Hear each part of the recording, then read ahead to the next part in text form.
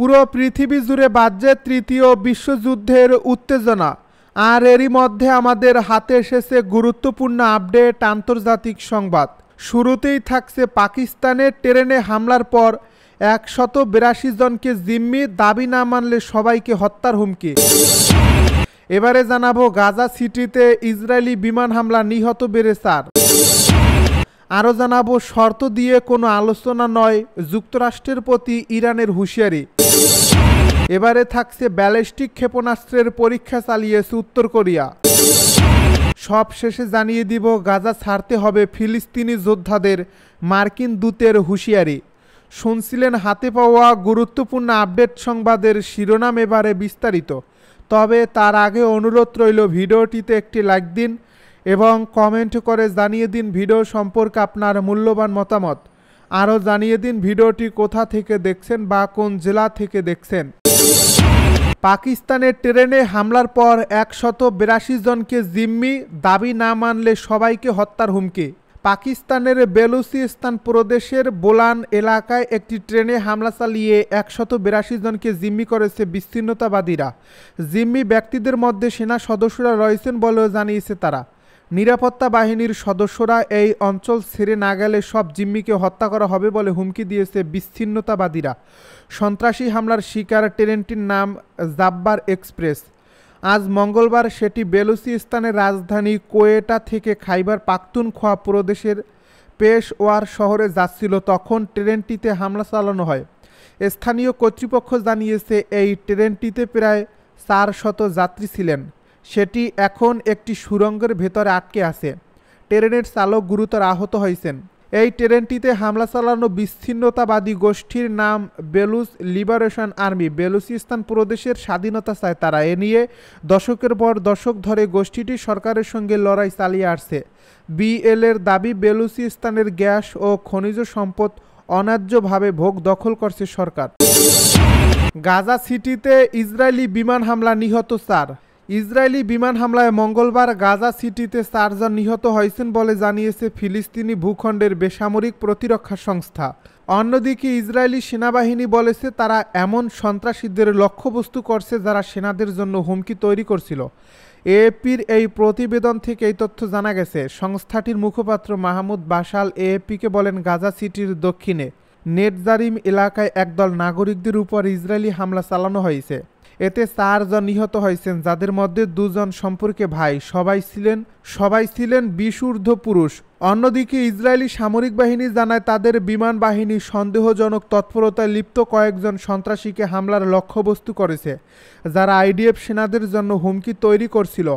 পরে এক পৃথক বিবৃতিতে সেনাবাহিনী জানায় দক্ষিণ গাজার আরেকটি বিমান হামলায় তারা এক যোদ্ধাকে লক্ষ্যবস্তু করছে। বিবৃতিতে আরও বলা হয়েছে, আজকের আগে দক্ষিণ গাজায় এক সন্ত্রাসীকে আইডিএফ সেনাদের উপর নজরদারি ও গোয়েন্দা তথ্য সংগ্রহের কাজ করতে দেখা যায়।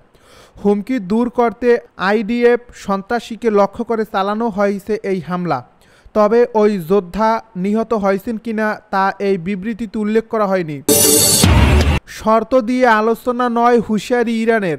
ইরান কখনো চাপ ও ভয়ভীতির মুখে কখনো আলোচনা গ্রহণ করবে না। দেশটির পররাষ্ট্রমন্ত্রী আব্বাস আরাঘচি গতকাল সোমবার একথা জানিয়েছেন।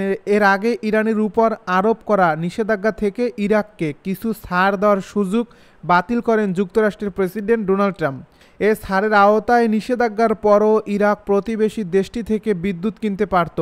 সোমবার নিজের এক্স অ্যাকাউন্টে দেওয়া এক পোস্টে আরাঘচি বলেন, ইরানের পারমাণবিক কর্মসূচি অতীতেও সম্পূর্ণ শান্তিপূর্ণ ছিল এবং ভবিষ্যতেও তাই থাকবে। এর তথাকথিত সামরিকরণের সম্ভাবনা বলে কিছুই নেই। আমরা চাপ ও ভয়ভীতির মধ্যে কখনোই আলোচনায় বসব না, এমনকি আলোচনার বিষয়বস্তু যাই হোক না কেন। আলোচনা এবং হুমকি কিংবা শর্ত চাপিয়ে দেওয়া এক জিনিস নয়। আমরা এখন ইউরোপের 3 দেশ এবং আলাদাভাবে রাশিয়া ও চীনের সঙ্গে সমান অবস্থানে থেকে পারস্পরিক শ্রদ্ধার ভিত্তিতে পরামর্শ চালিয়ে যাচ্ছি। ব্যালিস্টিক ক্ষেপণাস্ত্রের পরীক্ষা চালিয়েছে উত্তর কোরিয়া। যুক্তরাষ্ট্র ও দক্ষিণ কোরিয়ার সামরিক বাহিনীর মহড়ার জেরে একাধিক ব্যালিস্টিক ক্ষেপণাস্ত্রের পরীক্ষা চালিয়েছে উত্তর কোরিয়া। স্থানীয় সময় আজ সোমবার কোরীয় উপদ্বীপের পশ্চিমাঞ্চল থেকে এ ক্ষেপণাস্ত্র নিক্ষেপ করা হয়েছে বলে জানিয়েছে দক্ষিণ কোরিয়ার সেনাবাহিনী। খবর রয়টার্সের। যুক্তরাষ্ট্র ও দক্ষিণ কোরিয়ার সামরিক মহড়াকে বিপজ্জনক উস্কানিমূলক কাজ বলে অভিহিত করে উত্তর কোরিয়া বলছে এটি দুর্ঘটনাক্রমে সংঘাতের ঝুঁকি উস্কে দিতে পারে। দক্ষিণ কোরিয়ার সামরিক বাহিনী বলছে উত্তর কোরিয়ার পশ্চিমাঞ্চল থেকে ইয়েলা সাগরের দিকে ক্ষেপণাস্ত্রগুলো নিক্ষেপ করা হয়েছে। মার্কিন প্রেসিডেন্ট ডোনাল্ড ট্রাম্প গত জানুয়ারিতে দায়িত্ব নেওয়ার পর প্রথমবারের মতো উত্তর কোরিয়া ব্যালিস্টিক ক্ষেপণাস্ত্রের এই পরীক্ষা চালিয়েছে। দক্ষিণ কোরিয়ার প্রতিরক্ষা মন্ত্রণালয়ের এক কর্মকর্তা বলেছেন উত্তর কোরিয়ার ছোড়া ক্ষেপণাস্ত্রের পরিসীমা ব্যালিস্টিক ক্ষেপণাস্ত্রের মতো বলে ধারণা করা হচ্ছে, যা সাধারণত ৩০০ কিলোমিটার দূরের লক্ষ্যবস্তুতে আঘাত হানতে পারে। যুক্তরাষ্ট্র ও দক্ষিণ কোরিয়ার শুরু হওয়া ফ্রিডম শিল্ড নামের যৌথ সামরিক মহড়া আগামী ২০ মার্চ পর্যন্ত চলার কথা রয়েছে। যদিও গত সপ্তাহে দক্ষিণ কোরিয়ার বিমান থেকে ভুল করে সীমান্তের নিকটবর্তী একটি বেসামরিক শহরে বোমা ফেলার পর তাজা গুলির মহড়া স্থগিত রাখা হয়েছে। দেশটিতে ভুলেই ফেলা বোমার বিস্ফোরণে অন্তত ২৯ জন আহত হয়েছেন। মার্কিন দক্ষিণ কোরিয়ার যৌথ সামরিক মহড়া বন্ধের দাবি জানিয়েছে উত্তর কোরিয়া।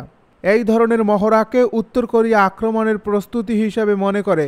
দক্ষিণ কোরিয়ার সামরিক বাহিনী বলছে উত্তর কোরিয়ার হুমকির মোকাবিলার প্রস্তুতিকে জোরদার করার লক্ষ্যে যৌথ ওই মহড়া চলছে। গাজা ছাড়তে হবে ফিলিস্তিনি যোদ্ধাদের, জানালো মার্কিন দূত। ফিলিস্তিনের অবরুদ্ধ গাজা উপত্যকায় স্থায়ী যুদ্ধবিরতি কার্যকর করতে স্বাধীনতাকামী সংগঠন হামাসকে অস্ত্র সমর্পণ করতে হবে এবং গাজা ছেড়ে যেতে হবে, এমনটাই জানিয়েছেন মার্কিন প্রেসিডেন্ট ডোনাল্ড ট্রাম্পের মধ্যপ্রাচ্য বিষয়ক দূত স্টিভ উইটকফ। সোমবার ফক্স নিউজকে দেওয়া এক সাক্ষাৎকারে তিনি বলেন, যতক্ষণ পর্যন্ত হামাসের সামরিক শাখা অস্তিত্ব বজায় রাখবে এবং ইসরায়েলের জন্য হুমকি হিসেবে থাকবে ততক্ষণ শান্তি অর্জন সম্ভব নয়। তিনি আরও বলেন, গাজা ছেড়ে যাওয়া ছাড়া তাদের জন্য যৌক্তিক ও যুক্তিসঙ্গত কোনো বিকল্প নেই। যদি তারা গাজা ছাড়ে তাহলে আলোচনার মাধ্যমে শান্তি চুক্তিতে পৌঁছানোর সব সম্ভাবনা তৈরি হবে। বর্তমানে কাতারের রাজধানী দোহায় যুদ্ধবিরতি নিয়ে আলোচনা চলছে। ইসরায়েল ও হামাসের মধ্যে একটি সমঝোতায় পৌঁছানোর লক্ষ্যে মধ্যস্থতাকারী হিসেবে কাজ করছে কাতার, মিশর ও যুক্তরাষ্ট্র। তবে আলোচনার বিস্তারিত তথ্য এখনও জানা যায়নি। এর আগে মিশরের কায়রোতে অনুষ্ঠিত এক বৈঠকে হামাস তাদের অবস্থান স্পষ্ট করছে। তারা দ্বিতীয় ধাপে যুদ্ধবিরতি প্রস্তাব দিয়েছে, যেখানে দীর্ঘমেয়াদী সমাধানের বিষয়ে আলোচনা হবে। তবে ইসরায়েলের অভ্যন্তরীণ রাজনৈতিক পরিস্থিতির কারণে আলোচনা জটিল হয়ে উঠেছে। ৩১ মার্চের মধ্যে প্রধানমন্ত্রী বেনিয়ামিন নেতানিয়াহু সরকারকে বাজেট পাশ করতে হবে।